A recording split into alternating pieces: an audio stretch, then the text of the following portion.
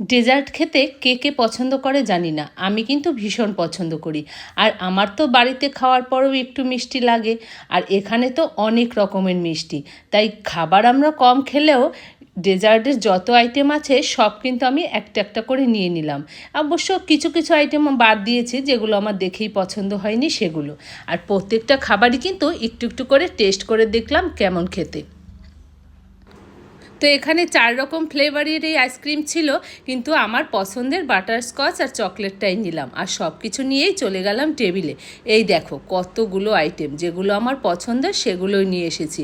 তবে সব কিন্তু আমি খাইনি, সবগুলোই একটু একটু টেস্ট করেছি আর ওরাও শেয়ার করেছে। আর তারপরেই কিন্তু চলে আসলো 4 রকমের কুলফি। ওখানে 4 রকমের কুলফি ছিল, আর পান কুলফিটা দিয়েছে আমাকে। আর এই যে তারপরে আমাদের হচ্ছে ফেক বার্থডে। ওখানে গেলে তো সবাইকেই বার্থডের কেক কাটায়, আর কেক নিয়ে দুই মেয়ের দুষ্টামি দেখো, মোম শুধু জ্বালাচ্ছে আর